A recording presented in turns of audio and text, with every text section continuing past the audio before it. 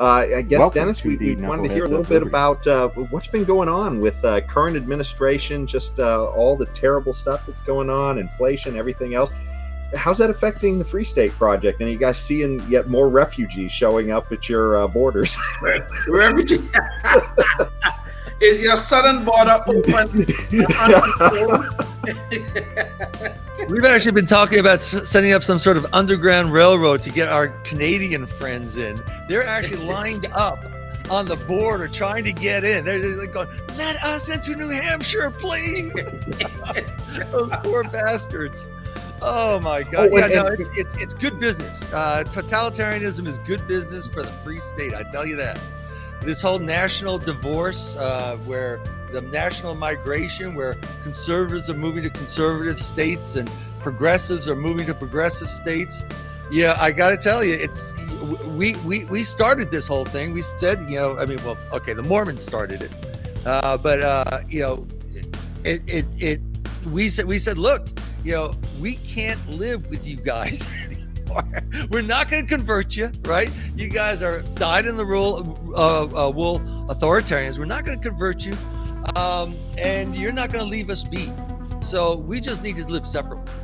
And so, we started this program about 19 years ago, and it's been expanding every year. Every year, we're doing more and more. We have about 10% of the House are Free Staters. We control more of the House, though, because we have a lot of Free Staters who are natives. A lot of people. New Hampshire was always in the top 2 of the Freedom Index while we were building up. So, New Hampshire's always been one of the freer states. It's just an ethos here. It's part of the culture here. And so to them, we're not particularly strange. And a lot of our most active people are natives who go, "Thank God you're here." And they jump in and they're going, "I got reinforcements, baby. Let's go."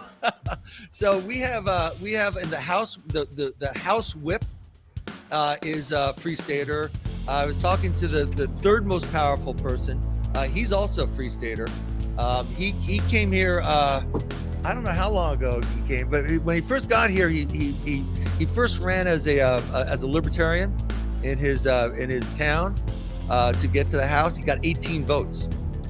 And then the next, he smarted up. The next election, he ran as Republican, as a Liberty Republican, and he's won five terms since then. He's now the third most powerful man in the House. So Dennis, when you say House, you're speaking about your state legislature, right? That's right. Okay. Yeah. So we don't really pay much attention to the federal, just because we've kind of. The Free State Project is for those who are less optimistic that a mass conversion of 100 million people will occur. 100 million people who have been indoctrinated since childhood in their schools and in all the media that they watch, that authoritarianism is the only system that makes any sense and that is kind and it's ethical. We just don't think that that's possible. So what the Free State Project is we're just basically saying, look, if you're a libertarian and you really want to create something free, come and let's do it on a small scale and model it and demonstrate it to the world. And that's what we're doing. So we're really focused on the local and state level, and that's where we're operating. We don't, what you poor suckers are suffering out there. My heart goes out to you. But you ought to be living here. But Dennis, how as you construct or build this free state, okay, how do you resist the temptation to central planning? Because central planning is something that is deep within our I don't want to say in our genes, but certainly in our psychology. How do you resist that temptation? Well, first of all, you're trying to central plan libertarians who are not particularly good at following orders. So, right there, it's not like you're central planning the authoritarians, the people who salute and say yes sir, and then they go running off and do what you tell them. So, the Free State Project, all it is, it's basically 4 guys 5 guys on in a board, and then 2 employees. That's all the Free State Project is. And all their only job is to send out that beacon, that porcupine beacon. Come to New Hampshire if you are a base libertarian and you really, really, really want to create a freed society in your lifetime.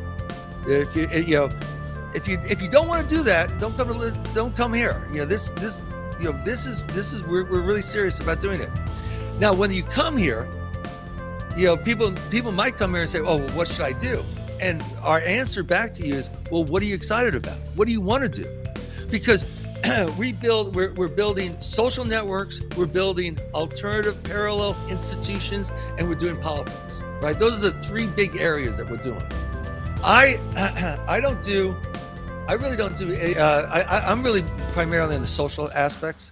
So the areas that I work on are community clubhouses, building out community clubhouses, and helping people do that. I started a bus tour around the different regions so that people can kind of come and they can understand what's going on, and then they learn about the different aspects. I have a coalition that I started and we bought an inn, right? Person, what they want to be, what they want to do. We have the most active crypto usage anywhere in the country. Now there's a couple other countries that may beat us because their money has totally collapsed. Okay, but if you want to use crypto, we have people here who live only on crypto. That's all they only trade crypto. Life, liberty, and the pursuit of happiness, always and forever.